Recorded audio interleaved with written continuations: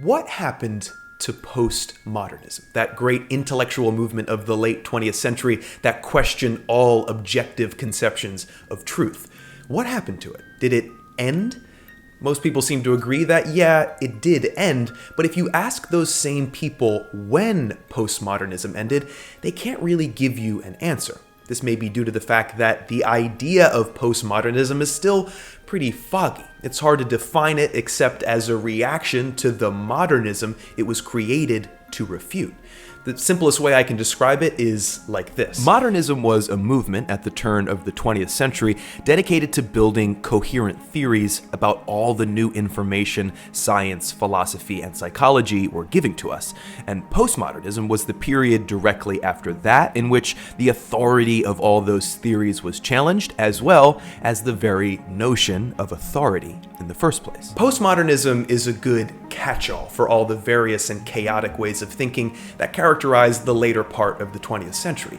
But as we neared the millennium and the need to react to or refute modernism seemed less and less relevant, postmodernism sort of fell apart and we were left with, well, nothing. Indeed, one of the key characteristics of our time is its inability to define itself with a set of intellectual ideas. Why is this? Why have categories like this broken down? Why don't they seem to suit the contemporary age? Is it because everything's just too chaotic now? Or is it because we have too much information and too much access for any one movement to congeal and rise to prominence? Yeah, I think that's probably true, but it only tells us so much. If we dig a little bit deeper, we can see that what's really changed is our relationship to history. As science fiction author Bruce Sterling once said, "History is not a science. History is an effort in the humanities." What Sterling means is that history, studying it or writing it or knowing it, has always been a game of meanings. We look back and, based on certain material facts and contemporary writings, try to tell a coherent story about past cultures and their values, the meanings they ascribe to their time and existence. Now, modernism and postmodernism had something in common.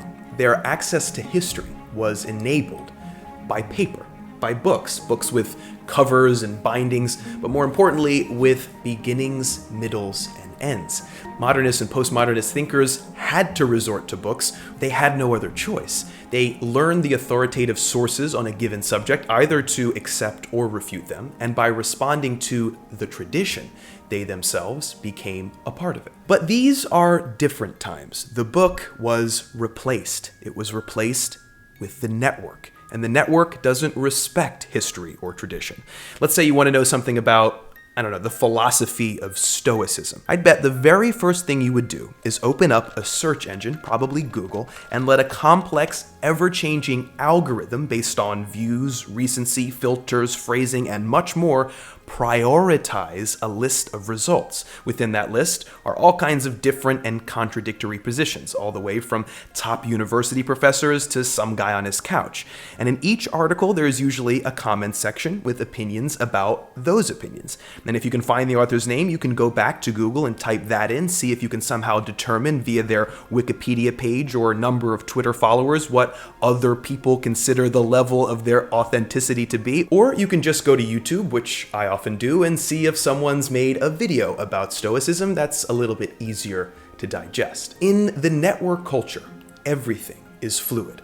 Poorly organized but extremely persuasive narratives accumulate, alter, and change as quickly as Google's algorithm does. And we have access to all of them instantaneously. Sterling and fellow author William Gibson name this unnameable transition period of culture Atemporality, in which we have this great unmooring from historical knowledge. This makes for a lot of unease in our time. The maps we have, the network, the internet, and all its social function can't seem to do its job. It can't map a strong master narrative onto the world we see in front of us. Now, maybe someday it will. Sterling gives it 10 years, but it won't look like any of the master narratives from literary culture. Really, we have no idea what a master narrative in network culture could look like. Now, it's easy to see that such a disruptive break from the past also means an uncertainty about the future,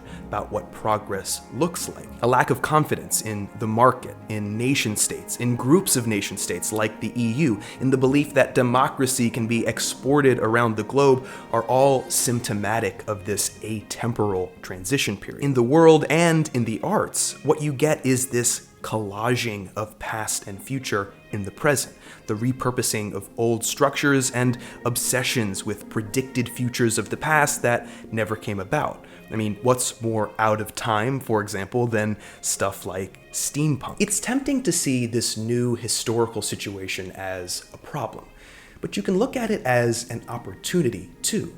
Why not take up the whirling elements of the past and the future and design the contemporary moment that you want to see in art, in your personal life, or in the public space? And maybe the highbrow philosophy of the future can't be canonized. Maybe there never will be another Charles Dickens or George Orwell, but there's a great freedom in losing the canon as well.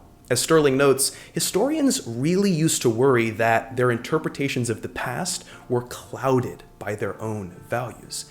Maybe the good news is that for us right now, we just don't know what our values really are. So that whether we're looking back or looking forward, the atemporal age and the atemporal person can finally see with clear eyes.